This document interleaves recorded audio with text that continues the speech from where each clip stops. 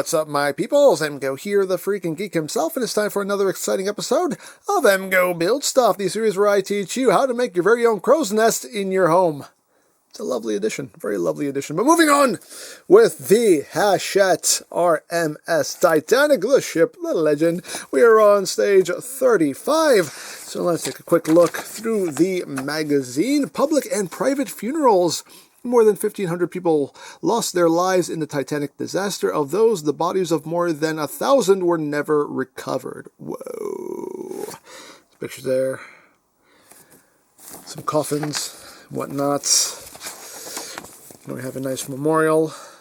The monument in memory of Wallace Hartley in his hometown. Very nice.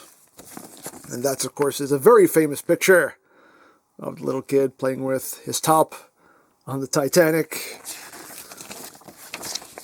Oh, look at that. This kid looks miserable. He looks miserable. Oh, but anyway, some cartoons that appeared in newspapers. Watch out for shady characters. Oh, it's nice artwork there, and of course we have the rundown of our parts and instrucciones and all that good stuff.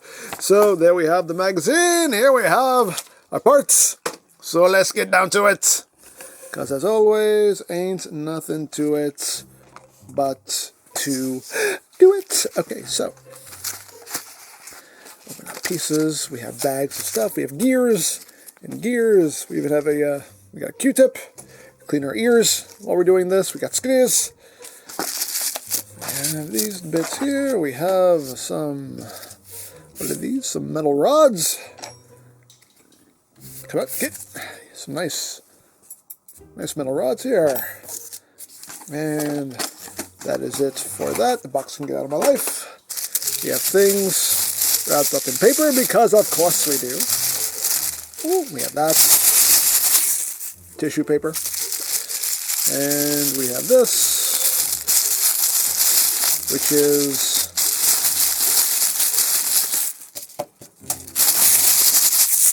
tissue paper. Okay, so let us begin. So let's open up our instrucciones. Ay, que instrucciones. There we go. So what are we doing here? We are doing the gearbox. Hooray, hooray for gearboxes. So, alrighty, so looks like we are starting with this piece right here. Looks like we're going to need these little rods here. So, and we need gears. Which gears? 35C, which looks like they're these larger gears. Yes, yes, yes. We have like 3 different size gears here. Or 4. Well, 4. Okay. We'll see here, but it looks like this is what we're using. We're using these. Yeah, 4 of these, 4 of these. Okay. So let's not lose anything. So this is, obviously the gearbox is going to be running our engine, making the propellers move, which in turn, I'm guessing will make the engines do their job. So let's get this all squared away here. Hey, don't you roll away from me. Don't you even. Okay, okay, okay. Alrighty, so what are we doing here? So we are taking these 4 shafts and inserting them into 4 holes. That makes all the sense in the world. It's usually what you do with shafts, you put them in holes. Isn't that right? Isn't that right? Of course it is. That one goes there. This one goes right. That one goes there. That one fell out as I was doing that. Hey, that one goes there. Do that again. That one goes up here, and this one goes there, like that. Okay, so we got those sitting in there, like so. And now we are taking the cogs. Is there a specific orientation for these cogs? It does not look like there is. Looks like they are the same on both sides, so it looks like it does not matter. So we are taking these gears, one's going here. So apparently these two are going to interlock, which they do. There you go, like that. But these two will not. Those two will sit right there. And that's what you're working with. Okay. Alrighty. Moving on. What are we doing? Yeah. So now we are taking the cogs 35E, which I believe are these. Come here, cogs. Come here, cogs. Not you. I will need you later, but not now. So it's like we're using these. And again, do these have a specific orientation? Does not look like it. Looks like they're the same on both sides. Alrighty. So where are these going? These are going one right here. And again, all that will interlock. One right here. And this will interlock. And then one right here. There we go. You can see we have things interlocking, moving. That's pretty cool. Isn't it funny how mechanisms work? Isn't it kooky? All right, so we've done that, and now we need to do this one. Boop. And this one, again, doesn't look like it has any specific orientation. Looks like it's the same on both sides, so this will just get dropped right in here, like that. Okay. So now, as the instructions state, to make sure the gearbox works properly, it is essential to lubricate the moving parts. Dip the applicator into the lubricant and apply it to the teeth of the cogs and to the cog shafts. So they do give us some lubricants. And that's what the Q-tip is for, to apply said lubricants. I don't know how generous I'm supposed to be with this, because they don't like to give you a lot here. Okay, if I can get this open. This is, actually, it's kind of slimy. The bag itself is kind of slimy. So it's not easy to get this open. Open! Open! There we go. Okay. So we're applying a little bit of lube. We're lubing here, peoples. We're lubing. This is a lubing episode. Again, don't know how generous I need to be here. I guess generous enough. So I guess we're just kind of going around here and also to the shafts. You know what? We'll lubricate the shafts. That's the most important thing. Always lubricate your shafts. Always lubricate your shafts. This is going to be one of those episodes where it's just like so much innuendo. So much. But anyway. Try to get as much of this in here as possible. Yeah, don't know how generous they want me to be with it, but we'll try to be as generous as we can with it. Be generous with your lube. You know, be a generous luber. It's so bad. It's just so bad on so many levels. I'm so sorry. I'm so sorry. I'm just trying to lube up my gearbox here. That's all I'm doing. I mean no harm. I'm just trying to lube up my gearbox.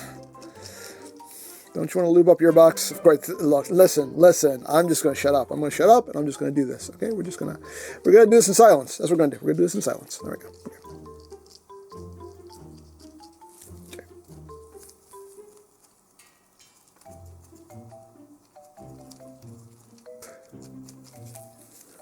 I am doing this in silence. I don't care what you say. No. I figure if you lube one gear, it'll automatically lube its neighbor. So, you know, that should do the job. Okay, I'm not going to use it all up here because we do have to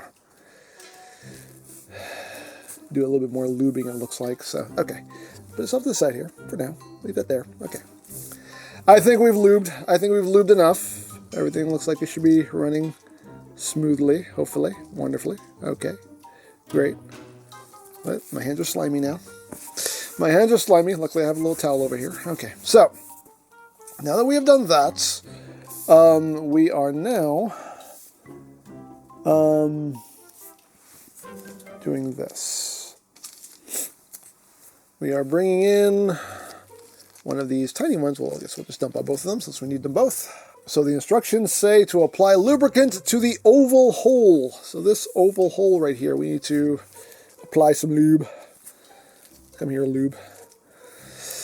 And now we lube. Oh man, that's not a sentence I want to say. Okay, let's get. We'll be a little bit more generous here and just okay. Get it all in. Get it all in there. Okay.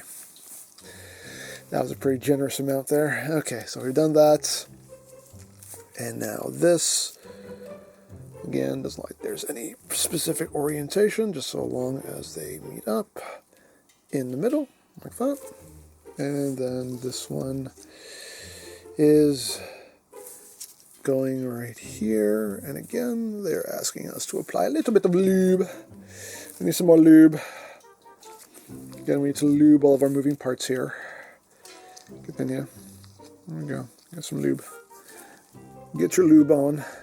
Get your lube on, little gear. Get your lube on. Alrighty.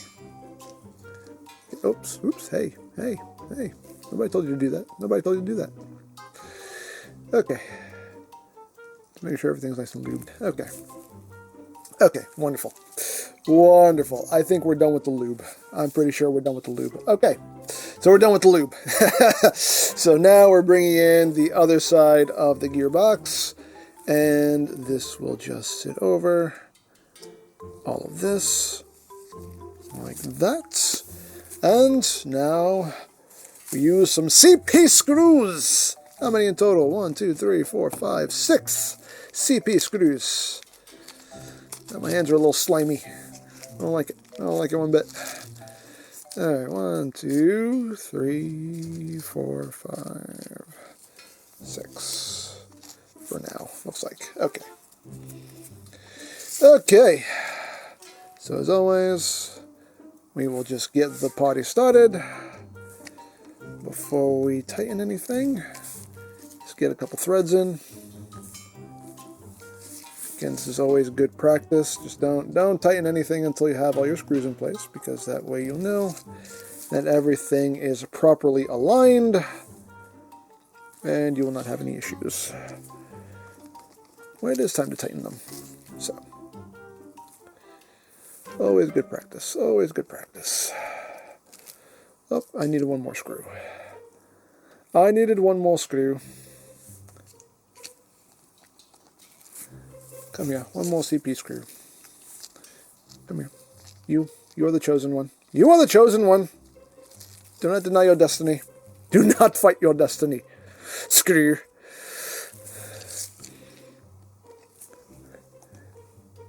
There we go. There we go. Just my tongue stops working, and now we screw.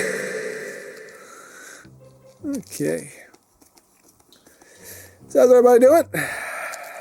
How is everybody feeling? As always, hope everyone's doing well. Everyone's staying safe. What am I doing? Lubing and screwing. That's what we're doing today. Lubing and screwing. You know what?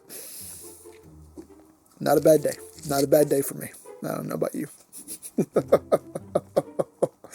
Oh, it's so bad. It's so bad. Anyway.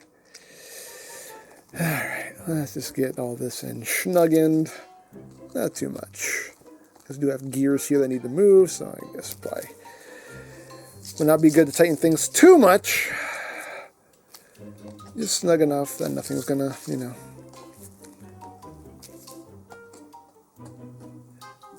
dislocate itself.